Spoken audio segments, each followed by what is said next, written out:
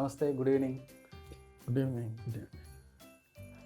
We have our senior trainer, Master Ranjit sir, and myself, Krishnan, from Pranavidya School of Healing. Wish everyone a very Merry Christmas and a Happy New Year. Master, നമ്മുടെ course തുടങ്ങുന്നത് level 1 കോഴ്സിലൂടെയാണ്.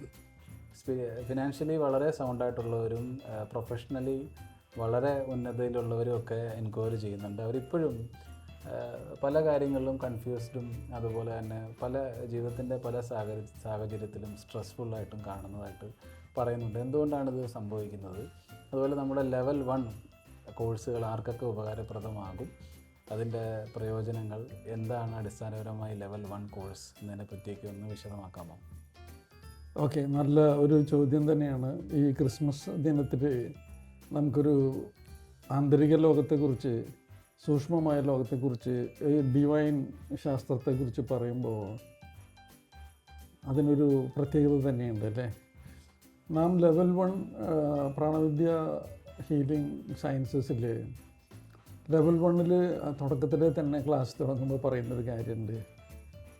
Energy transfer ചെയ്യുന്നു, energy മറ്റുള്ളവരിലേക്ക് പകർന്നു കൊടുക്കുകയാണ് healing എന്ന്. അതായത് വെള്ളം താഴോട്ടൊഴുകുന്ന പോലെ ഊർജം കുറഞ്ഞിടത്തേക്ക് ഊർജത്തെ കൊടുക്കുക എന്നുള്ളതാണ് ഹീലിങ്ങിൻ്റെ സിദ്ധാന്തം. ഈ ലോകത്ത് മാലോകർ, മനുഷ്യർ, ഹോമോസാപ്പിയൻസ് ആയാലും ഏത് ജീവജാലങ്ങളായാലും ഉണ്ടായ ജീവനുകളുണ്ടായ കാലം തൊട്ട് തന്നെ ഹീലിംഗ് സമ്പ്രദായങ്ങൾ പ്രകൃതി ദത്തമായി, പ്രകൃതി തന്നെ ഹീൽ ചെയ്യുന്ന സംവിധാനം, അതാത് ജീവജാലങ്ങൾക്ക് പ്രകൃതി ഒരുക്കുന്ന വളരെ അമൂല്യമായ ശക്തികൾ ഉപയോഗിച്ചുകൊണ്ട് ഹീലിംഗ് ചെയ്യാനുള്ള തനതായ സ്വഭാവങ്ങളും കഴിവുകളും ഉണ്ട് എന്നുള്ളത് നമ്മൾ ആദ്യം തിരിച്ചറിയണം. പിന്നീട് കാലഘട്ടങ്ങൾക്കൊക്കെ ശേഷം ഇതിനെ കുറേ കൂടി ശാസ്ത്രീയമായ തലത്തിൽ ഈ പ്രകൃതിയുടെ തനതായ ഹീലിംഗ് സമ്പ്രദായത്തെ മനസ്സിലാക്കി ചില ആചാര്യന്മാർ അവരുടെ ചില കണ്ടെത്തലുകളിൽ കൂടെയും അവരുടെ അതിനെക്കുറിച്ചുള്ള റിസർച്ച് ചെയ്യാന്ന് പറഞ്ഞാൽ പണ്ടത്തെ ലബോറട്ടറി പോലെയുള്ള റിസർച്ച് അല്ല ഉദ്ദേശിക്കുന്നത്, അനുഭവങ്ങൾ കൊണ്ടുള്ള പല അറിവുകളും നേടി ഇത് ഗുരുക്കന്മാരിൽ നിന്ന്, വലിയ ലെജൻഡായിട്ടുള്ള ഗുരുക്കന്മാരിൽ നിന്നും അത് ശിഷ്യരിലേക്ക് പകരുകയും പിന്നീട് അത് പരമ്പരകളിൽ നിന്നും അത് കൈമാറ്റം ചെയ്യപ്പെട്ട് വന്നു എന്നുള്ളതാണ്. ഏത് നൂറ്റാണ്ടിലെടുത്ത് നോക്കിയാലും ഹീലിങ്ങുകൾ നിലനിൽക്കുന്നതായിട്ട് കാണാം. വ്യത്യസ്തമായ തരത്തിലുള്ള ഹീലിങ്ങുകൾ ആ രാജ്യത്തെ ചില സവിശേഷമായ ചില രീതികൾ ഉപയോഗിച്ച് ഹീലിംഗ് സമ്പ്രദായങ്ങൾ, പഴയ സ്കൾപ്ചേഴ്സൊക്കെ നോക്കുമ്പോൾ അതിൽ ഏത് രീതിയിലായിരുന്നു ഹീലിംഗ് ചെയ്തിരുന്നതെന്നൊക്കെ നമുക്ക് കാണാനായിട്ട് സാധിക്കും. ഈ ഹീലിംഗ് സിദ്ധാന്തം നമ്മുടെ പ്രാണവിദ്യ ഹീലിംഗ് സയൻസസിൽ പ്രകൃതിയിലെ അതിസൂക്ഷ്മമായി നിൽക്കുന്ന ഊർജ്ജകണങ്ങളെ സ്വാംശീകരിച്ചെടുത്ത് പ്രാണൻ നിലനിർത്തുക എന്ന് പറയുമല്ലോ, പ്രാണനെ നിലനിർത്താൻ ഉപയോഗിക്കുന്നതാണ് പ്രാണ എന്ന് പറഞ്ഞാൽ എനർജി തന്നെയാണ്. ആ അതിസൂക്ഷ്മമായി നിൽക്കുന്ന ഊർജ്ജകണങ്ങളെ സ്വീകരിക്കുകയും അത് കുറഞ്ഞിടത്തേക്ക് പകർന്നു കൊടുക്കുകയും ചെയ്യുക എന്നുള്ളതാണ്. യേശുദേവൻ അന്ന് തിരുവോരത്തുകൂടി നടന്നു പോകുമ്പോൾ അമിതമായ രക്തസ്രാവമുണ്ടായ ഒരു സ്ത്രീ അദ്ദേഹത്തെ സമീപിക്കുകയും അവരുടെ രോഗകാര്യം പറയാനായിട്ട് ശ്രമിക്കുമ്പോൾ തിരക്ക് കൊണ്ട് അദ്ദേഹത്തിലേക്ക് എത്തിപ്പെടാൻ സാധിക്കാത്തത് കൊണ്ട് അവർ യേശുദേവൻ്റെ ഒരു ശരീരത്തിലുള്ള അദ്ദേഹത്തിൻ്റെ വസ്ത്രത്തിലേക്ക് ഒന്ന് സ്പർശിക്കാനായിട്ട് ശ്രമിച്ചു. വസ്ത്രത്തിൽ സ്പർശിച്ച ഉടനെ അവരുടെ രോഗം മാറിയതായിട്ട് ബൈബിളിൽ പറയുന്നുണ്ട്. ആ സമയത്ത് തന്നെ യേശു തിരിഞ്ഞു നിന്ന് ചോദിക്കുന്നുണ്ട്, ആരാണ് എന്നെ സ്പർശിച്ചത്? എന്നിൽ നിന്നും ശക്തി വാർന്നുപോയി അല്ലോ, എനർജി അങ്ങോട്ട് ട്രാൻസ്ഫർ ചെയ്തുല്ലോ എന്നാണ് അദ്ദേഹം ഉദ്ദേശിച്ചത്. അപ്പോൾ അവർ പറയുന്നുണ്ട്, ഞാൻ സുഖപ്പെട്ടിരിക്കുന്നു പ്രഭു എന്ന്. അപ്പോൾ അത് തന്നെയാണ് നമുക്ക് എല്ലാവർക്കും യേശുദേവൻ എന്ന് പറഞ്ഞത് അദ്ദേഹം ഇവിടെ അവതാരമെടുത്ത ഒരു വലിയ ഗുരുവായിട്ടാണ് അവതാരമെടുത്തത്. അദ്ദേഹം പിതാവ് എന്ന് പറയുന്നത് സർവശക്തനായ സർവേശ്വരനെ കുറിച്ചാണ് പിതാവ് എന്ന് പറയുന്നത്. പരിശുദ്ധാത്മാവ് എന്ന് പറയുന്നത് ആ പിതാവിൽ നിന്നും പുത്രനിലേക്ക്, ആരാണ് പുത്രന്മാർ? നാം എല്ലാവരും പുത്രന്മാരാണ്, ഈശ്വരൻ്റെ കുഞ്ഞുങ്ങളാണ് നമ്മളൊക്കെ. ഈ ലോകത്തിലെ എല്ലാ ജീവജാലങ്ങളും ഈശ്വരൻ്റെ കണ്ടക്ടിവിറ്റി ഉള്ളവരാണ്. അതുകൊണ്ട് തന്നെയാണ് ജീവൻ നിലനിൽക്കുന്നത്. അപ്പോൾ യേശുദേവൻ കുറേ കൂടി യോഗി തലത്തിലുള്ള ഒരു ആചാര്യനായിരുന്നത് കൊണ്ട് തന്നെ അദ്ദേഹത്തിന് പല ഹീലിംഗ് സിദ്ധികളുണ്ടായിരുന്നു. ഇതേ ശാസ്ത്രം തന്നെയാണ് പല നൂറ്റാണ്ടുകളായിട്ടും വലിയ വലിയ ആചാര്യന്മാർ ഇതിനെ കണ്ടെത്തി ഇതിൻ്റെ എങ്ങനെ ഒരു സാധാരണ ഒരാൾക്ക് ഹീലറാവാം, സ്വയം ചികിത്സ ചെയ്യാനും മറ്റുള്ളവർക്ക് ആശ്വാസം കൊടുക്കാനും. ഹീലിംഗ് എന്ന് പറഞ്ഞാൽ സുഖപ്പെടുത്തൽ മാത്രമല്ല, രോഗങ്ങൾ മാത്രമല്ല, ജീവിതത്തിലെ എല്ലാ പ്രതിസന്ധികളെയും തരണം ചെയ്യാനുള്ള കഴിവ് ആർജിച്ചെടുക്കുക എന്നുള്ളതാണ് ഹീലിംഗിൽ കൂടെ ഉദ്ദേശിക്കുന്നത്. അപ്പോൾ എനർജി ട്രാൻസ്ഫർ ചെയ്യുന്നു. അപ്പോൾ ചീത്തയായിട്ടുള്ള ഊർജ്ജം വന്നിട്ടുള്ള അസുഖം ബാധിച്ചിട്ടുള്ള ആളുകളുടെ ഊർജ്ജ ശരീരത്തിൽ കെട്ടിക്കിടക്കുന്ന മാലിന്യമായിട്ടുള്ള ഊർജ്ജങ്ങളെ ക്ലീൻ ചെയ്യുക എന്നുള്ളതാണ് ആദ്യമായിട്ട് നമ്മൾ ഇവിടുത്തെ നമ്മുടെ ലെവൽ 1 ആയിട്ട് നിൽക്കുന്ന കോഴ്സിൽ നിന്ന് പഠിക്കാനുള്ളത്. എവിടെയൊക്കെയാണ് ചീത്ത ഊർജം നിലനിൽക്കുന്നത്, രോഗകാരണമായി നിൽക്കുന്ന ഊർജങ്ങൾ എവിടെയൊക്കെ നിലനിൽക്കുന്നു എന്ന് കണ്ടെത്താനായിട്ട് ഈ ലെവൽ 1-ൽ നിന്ന് തന്നെ പഠിച്ചെടുക്കാനായിട്ട് സാധിക്കും. സാധാരണക്കാർക്ക് സാധിക്കാത്ത അസാധാരണമായ ചില ശക്തിവിശേഷങ്ങൾ നമുക്ക് ഇത് പഠിക്കുന്നതിൽ കൂടെ തന്നെ നമുക്ക് ലഭ്യമാകും. അത് തയ്യാറാക്കിയ മഹാത്മാ ചുവാക്കോക്സി അതിന് വേണ്ടി തയ്യാറാക്കിയ സിലബസ് വളരെ പ്രിസൈസ് ഫോമിൽ കുറഞ്ഞ സമയം കൊണ്ട് വ്യക്തമായി ഏത് സാധാരണക്കാരനും മനസ്സിലാക്കാവുന്ന രീതിയിലാണ് ആ സിലബസൊക്കെ തയ്യാറാക്കിയിട്ടുള്ളത്. അത് ചെയ്ത് ക്ലാസ്സിൽ നിങ്ങളത് ചെയ്ത് നോക്കുമ്പോൾ തന്നെ നിങ്ങൾക്ക് ഒരു ആളുടെ ശരീരത്തിൽ, ഊർജ്ജ ശരീരത്തിൽ എവിടെയൊക്കെ മാലിന്യങ്ങൾ രോഗം വരാനിരിക്കുന്നതും വന്നു നിൽക്കുന്നതും വന്നു പോയതിൻ്റെ ബാക്കിയൊക്കെ ആയിട്ട് നിൽക്കുന്ന ചീത്ത ഊർജ്ജങ്ങളെ കണ്ടെത്താനായിട്ട് ഇതിൽ ഫീലിംഗ് ചെയ്തുകൊണ്ട് നമ്മുടെ കൈകളിൽ തന്നെ ആ എനർജിയെ സ്പർശിക്കാനായിട്ട് നമുക്ക് സാധിച്ചുകൊണ്ട് തന്നെ എവിടെയൊക്കെ ചീത്ത ഊർജ്ജങ്ങൾ നിലനിൽക്കുന്നുവെന്ന് കണ്ടെത്താനായിട്ട് നമ്മൾക്ക് പഠിക്കാനായിട്ട് സാധിക്കും.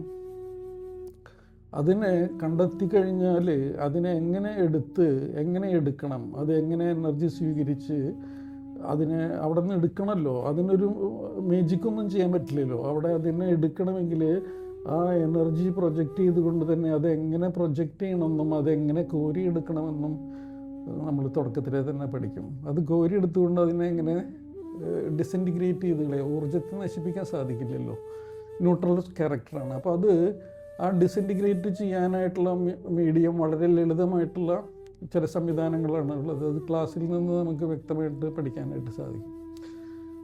ആ മാധ്യമത്തിലേക്ക് അതിനെ നമുക്ക് പല വ്യത്യസ്തമായ മാധ്യമങ്ങളിൽ കൂടെ നമുക്ക് ചീത്തകളെ കളയാനായിട്ട് ഒരുക്കാനായിട്ട് നമ്മൾ കത്തിച്ച് കളയാനായിട്ട് തീയിലേക്കൊക്കെ ഇടുമല്ലോ ആവശ്യമില്ലാത്ത സാധനങ്ങൾ. അതുപോലെ ഈ എനർജികളെ നശിപ്പിക്കാനായിട്ടുള്ള സംവിധാനങ്ങൾ വ്യത്യസ്തമായ തലത്തിൽ നമുക്ക് ഉപയോഗിക്കാനായിട്ട് സാധിക്കും. അത് നമുക്ക് ലെവൽ 1 കോഴ്സിൽ നിന്ന് നമുക്ക് പഠിച്ച് എടുക്കാവുന്നതേ ഉള്ളൂ.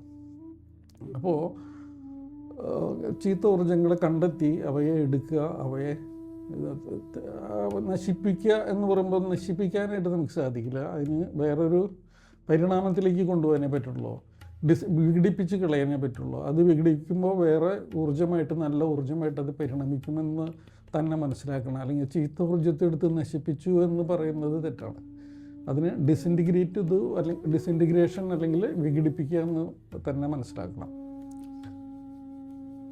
അതുപോലെ ക്ലീൻ ചെയ്ത ഭാഗത്ത്, നമ്മളൊരു അഴുക്ക് പിടിച്ച ഭാഗത്ത് ക്ലീൻ ചെയ്ത് കഴിഞ്ഞാൽ അവിടെ ശക്തി കുറയുമല്ലോ, ശക്തി കുറയും. അപ്പോൾ പൊതുവേ അവിടെ ചീത്ത ഊർജ്ജം കൊണ്ടായിരിക്കും ചിലപ്പോൾ അവിടെ നിലനിൽക്കുന്നുണ്ടാവുക.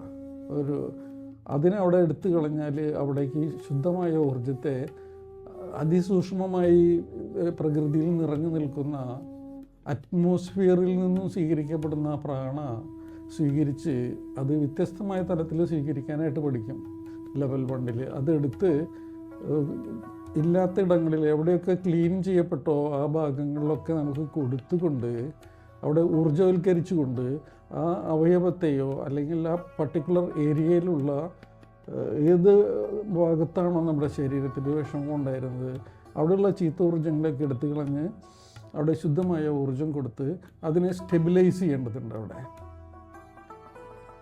ഈ കൊടുത്തിട്ടുള്ള ഈ എടുക്കുന്ന ഊർജം വളരെ സബ്റ്റിൽ ഫോമിലുള്ളതാണ്, വളരെ കനം കുറഞ്ഞ ഫോമിലുള്ളതാണ് ഈ എനർജി. അപ്പം അത് കൊടുത്ത ഭാഗത്ത്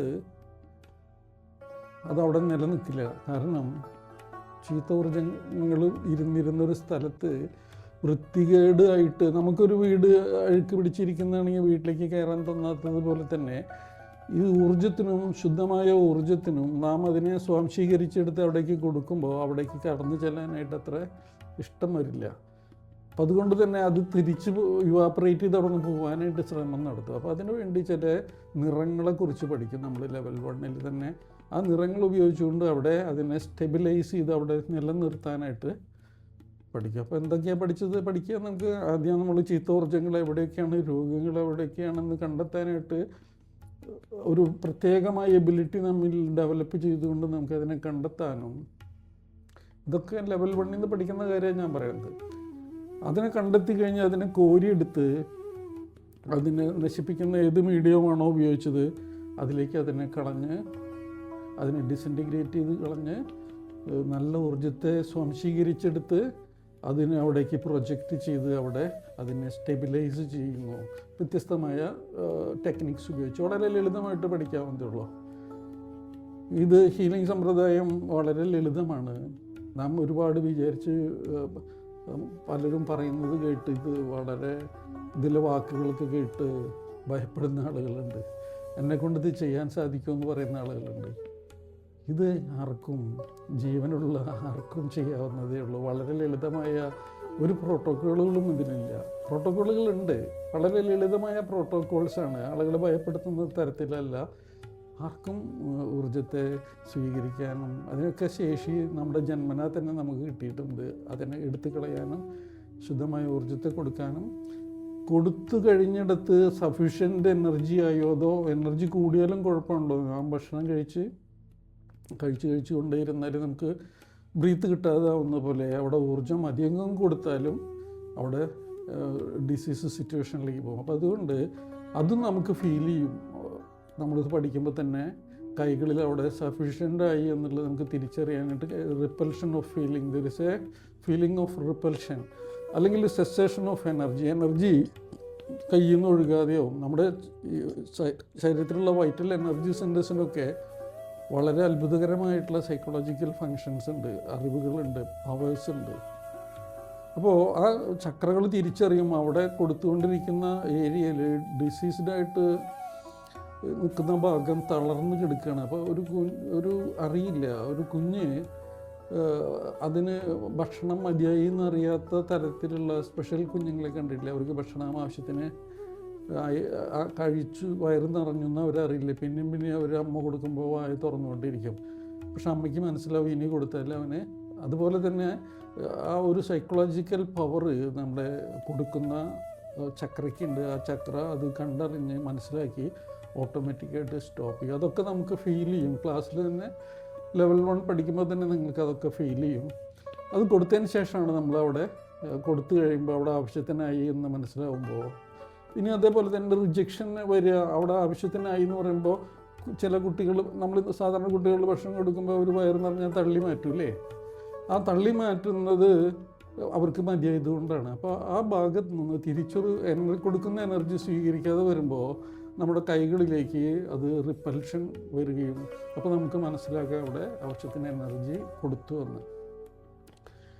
എന്നിട്ട് അവിടെ സ്റ്റെബിലൈസ് ചെയ്യുകയും ചെയ്യുക എന്നുള്ളതാണ്. പിന്നെ അതിനുശേഷം കോഡ് റിലീസിങ് എന്നൊക്കെ പറഞ്ഞ ടെക്നിക്സ് ഉണ്ട്. പിന്നെ ഇതിൽ പഠിക്കുന്നത് ബേസിക് ഹീലിംഗ് അനാട്ടമിയാണ്. നമുക്ക് അടിസ്ഥാനപരമായിട്ടൊരു ഹീലിംഗ് സംവിധാനത്തിൻ്റെ ഒരു ഗ്രാജുവേഷനാണല്ലോ ഇത്. അതിൽ വ്യത്യസ്തമായ തരത്തിൽ ഹീല് ചെയ്യാനും അതുപോലെ തന്നെ ഊർജങ്ങളെ എങ്ങനെയൊക്കെ കൈകാര്യം ചെയ്യണം, എവിടെയൊക്കെ ഊർജങ്ങളെ ഡയറക്റ്റ് കൊടുക്കാൻ സാധിക്കും, ചില സ്ഥലങ്ങളിൽ ഡയറക്റ്റ് എനർജി കൊടുക്കാൻ പാടില്ല, അങ്ങനെയുള്ള സ്ഥലങ്ങൾ. ഈ ഊർജം നമ്മുടെ ശരീരത്തിൽ എങ്ങനെയാണ് ഉൽപ്പാദിപ്പിക്കുന്നത് എന്നും നമുക്കറിയേണ്ടതുണ്ട്. നമ്മുടെ ശരീരത്തിൽ പല മർമ്മക്ഷേത്രങ്ങളുണ്ടെന്ന് നമ്മൾക്കറിയാം അല്ലേ. നൂറ്റാണ്ടുകൾക്ക് മുമ്പ് തന്നെ ഈ മർമ്മക്ഷേത്രങ്ങളെക്കുറിച്ച് യോഗിവര്യന്മാർ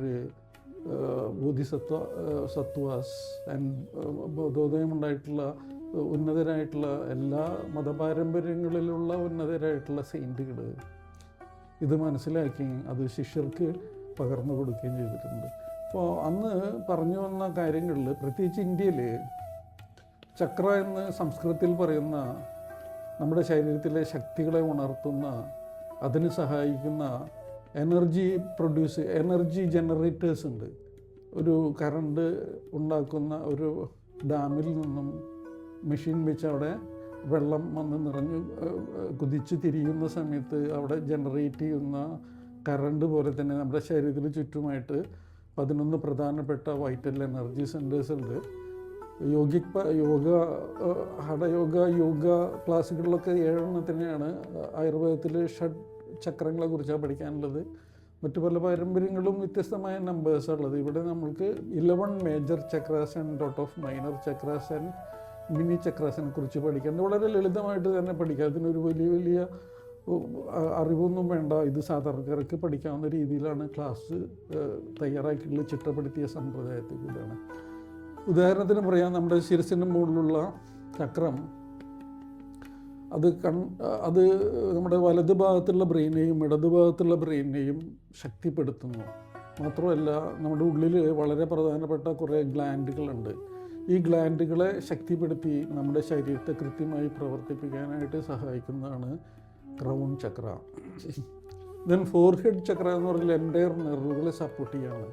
പല രോഗങ്ങൾക്കും കാരണമാകുന്ന നെർവസ് സിസ്റ്റത്തിൻ്റെ പ്രശ്നങ്ങളെ കാരണം ആ ചക്ര കൃത്യമായിട്ട് പ്രവർത്തിക്കാത്തത് കൊണ്ടും, അപ്പോൾ അതിനെ കൃത്യമായി പ്രവർത്തിപ്പിക്കാൻ അതിലത്തെ അഴുക്കുകളെടുത്ത് അവിടെ എനർജി കൊടുത്തുകൊണ്ട് എപ്പിലെപ്സി, പാരാലിസിസ്, സ്ട്രോക്ക്, ഓർമ്മക്കുറവ്, ബുദ്ധി കുറവ് ഒക്കെ നമുക്ക് മാറ്റിയെടുക്കാനായിട്ട് ആ ചക്രയെ കുറച്ച് എക്സാമ്പിൾ പറഞ്ഞതേ ഉള്ളൂ. പിന്നെ ആജ്ഞ ചക്ര കണ്ണ്, മൂക്ക്, കണ്ണ് ഭ്രൂമധ്യ കേന്ദ്രത്തിൽ കണ്ണ്, മൂക്ക്, ചെവി പോലെയുള്ള ചെറുനാവ് പോലെയുള്ള ഭാഗങ്ങൾക്ക് വേണ്ട ഊർജ്ജത്തെ സ്വീകരിക്കുകയും അവിടെ ഉപയോഗിച്ച് തീർന്ന ഊർജ്ജത്തെ പുറന്തള്ളി കളയുകയും രോഗങ്ങൾ ഉള്ളിൽ ബാധിച്ചിട്ടുണ്ടെങ്കിൽ അത് ഓട്ടോമാറ്റിക്കായിട്ട് അതിനെ കളയാനായിട്ട് ആ ചക്ര ശ്രമിച്ചുകൊണ്ടിരിക്കും. അവിടെ സാധിക്കാതെ വരുന്ന സമയത്താണ് ഒരു ഹീലറുടെ ആവശ്യം വരിക. അവിടെ എനർജി പ്രൊജക്റ്റ് ചെയ്ത് അവിടുത്തെ ചീത്തകളൊക്കെ എടുത്ത് നമുക്ക് വിഘടിപ്പിച്ച് കളഞ്ഞ് അവിടെ ശുദ്ധമായ എനർജി കൊടുത്ത് അവയെ വീണ്ടും കൃത്യമായി പ്രവർത്തിപ്പിക്കാനായിട്ട് സാധിക്കും. അതുപോലെ throat, food tube, sound box, air tube, അതുപോലെ തൈറോയ്ഡ് ആൻഡ് പാരാതൈറോയിഡിനെയൊക്കെ സപ്പോർട്ട് ചെയ്യുന്നതാണ് ത്രോട്ടിൻ്റെ ഭംഗി. അത് ത്രോട്ടിന് വ്യത്യസ്തമായ ഒട്ടനവധി കഴിവുകളുണ്ട്. ഇപ്പോൾ ഫിസിക്കൽ ഫങ്ഷനാണ് പറയുന്നത്. Then heart chakra, thymus gland, lungs and physical ഹാർട്ടിനെ സപ്പോർട്ട് ചെയ്യുന്നു. സോളാർ പ്ലെക്സസ് എന്ന് പറഞ്ഞാൽ നെഞ്ചിൻ്റെ ഈ കുഴിഭാഗം. പലരും ഹാർട്ട് ചക്ര എന്ന് പറയുമ്പോൾ കൈ വയ്ക്കുക എവിടെയാണ്? അങ്ങനെയല്ല ശരി. ഇവിടെ ഈ കുഴി ഉണ്ടല്ലോ, നമ്മുടെ ഈ ത്രോട്ട്, ഈ കുഴിഭാഗം നിൽക്കുന്നില്ലേ, ഇവിടെ നിന്ന് പതുക്കെ കൈ കൊണ്ടുവരുമ്പോൾ ഒരു ബോൺ അവിടെ തള്ളി നിൽക്കുന്നത് നമുക്ക് ഫീൽ ചെയ്യും. എല്ലാവർക്കും ഉണ്ടാവും. അതിന് തൊട്ട് താഴെയാണ് ഹാർട്ട് ചക്ര നിൽക്കുക. അപ്പോൾ ഇവിടെയായിരിക്കും ഹാർട്ട് ചക്ര നിൽക്കുക, അല്ലാതെ ഇവിടെയല്ല. മിക്കവരും ഹാർട്ട് എന്ന് പറയുമ്പോൾ ഇവിടെ വയ്ക്കും. അത് തെറ്റെന്നല്ല പറയുന്നത്, ആർക്കും തെറ്റ് പറ്റില്ല. പക്ഷെ മറിച്ച് ഇത് കുറച്ചുകൂടി വ്യക്തമായി അറിഞ്ഞിരിക്കണം. നമ്മുടെ ടീച്ചിങ് വളരെ സൂക്ഷ്മമാണ്, വളരെ പ്രിസൈസ്ലി പെർഫെക്റ്റ്ലി റിസർച്ച് ചെയ്ത് തയ്യാറാക്കിയതുകൊണ്ടാണ് ഇത്രയും സൂക്ഷ്മമായി പറയുന്നത്. അപ്പോൾ അത് കഴിഞ്ഞിട്ട് സോളാർ പ്ലെക്സസ് ആണ്.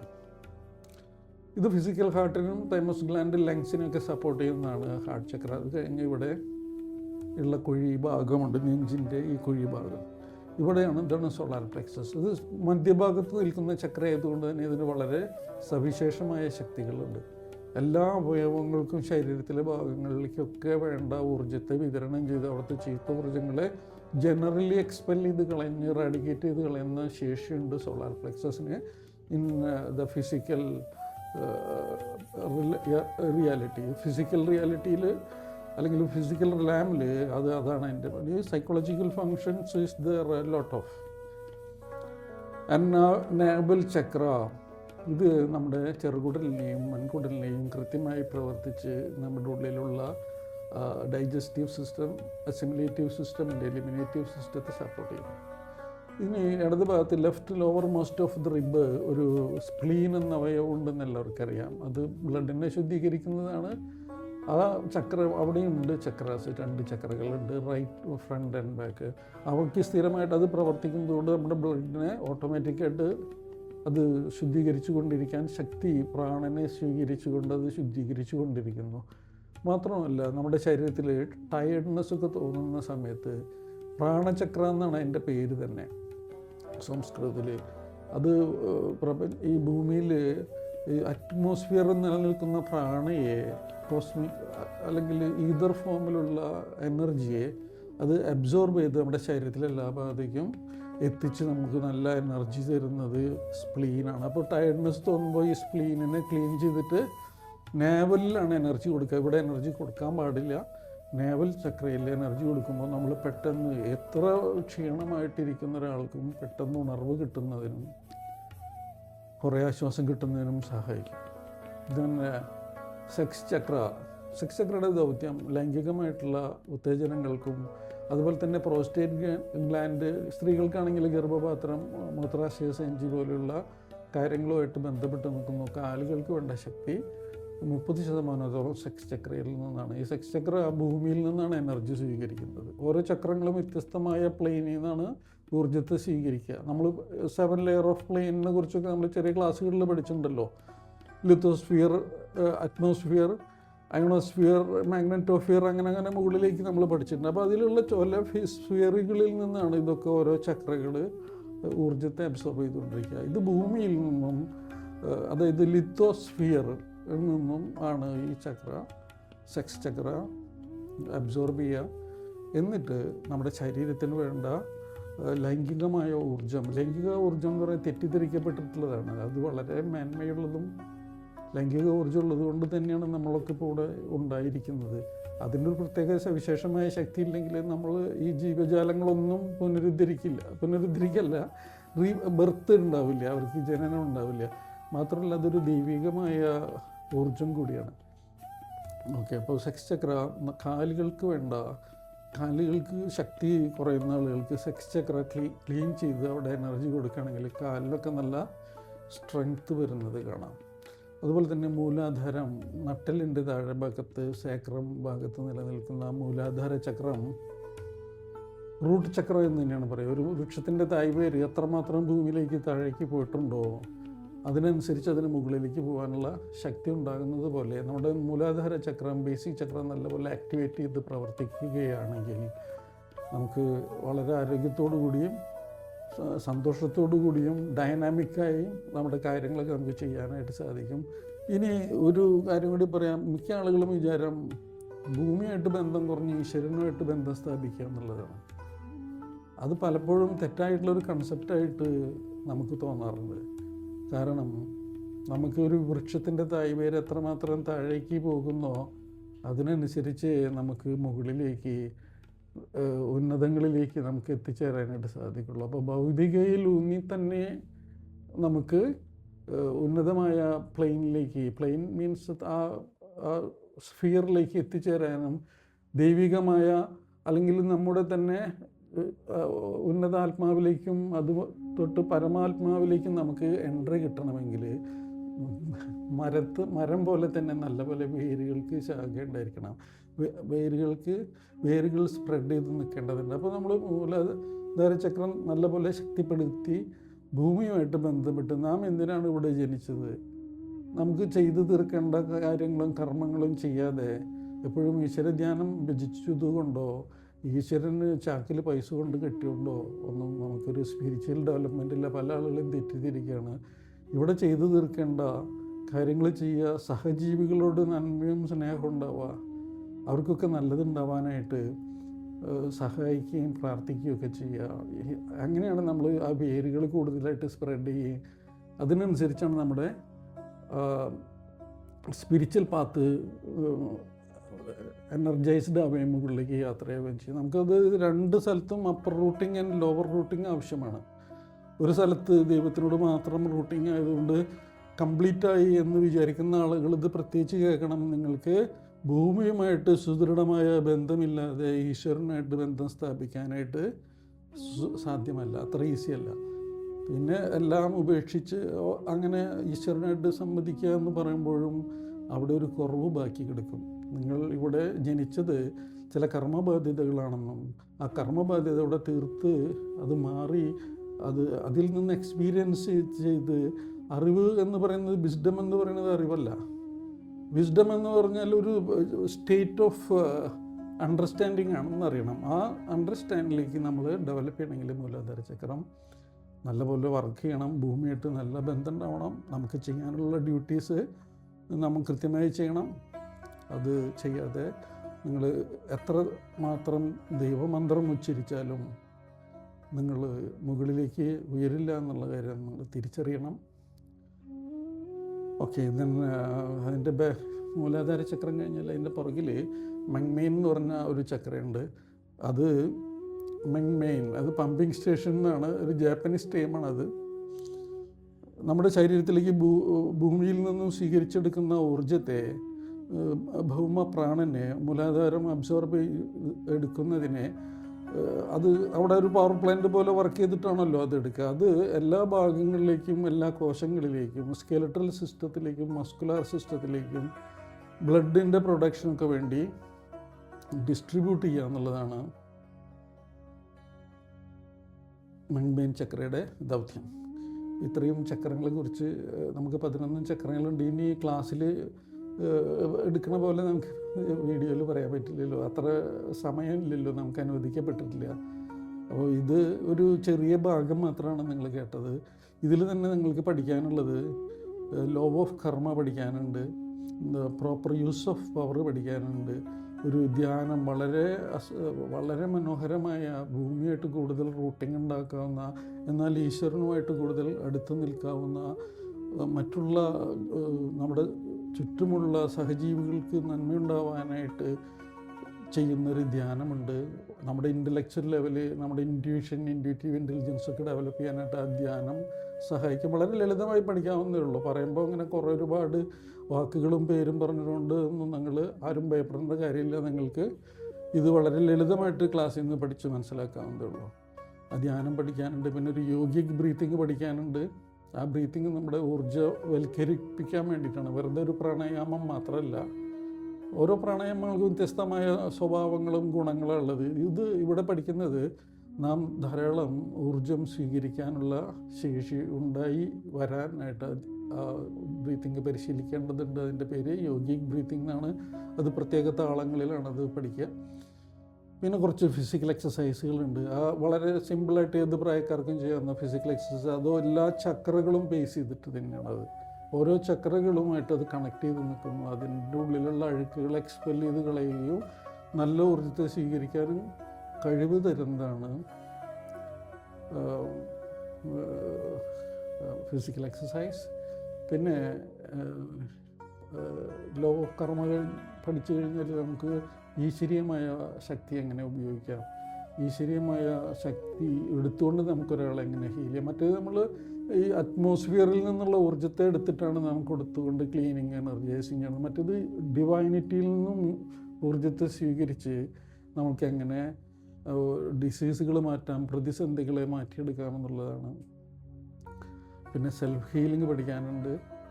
നമ്മെ തന്നെ നമുക്ക് എങ്ങനെ ക്ലീൻ ചെയ്ത് എന്നും സുശക്തനാക്കി നിലനിർത്താനായിട്ട് സാധിക്കുമെന്നുള്ള ഒരു സിലബസ് ഉണ്ട്. അത് കഴിഞ്ഞാൽ നമുക്ക് അകലെയുള്ള ഒരാളെ എങ്ങനെ ചികിത്സിക്കാമെന്നുള്ള സിലബസ് ഉണ്ട്.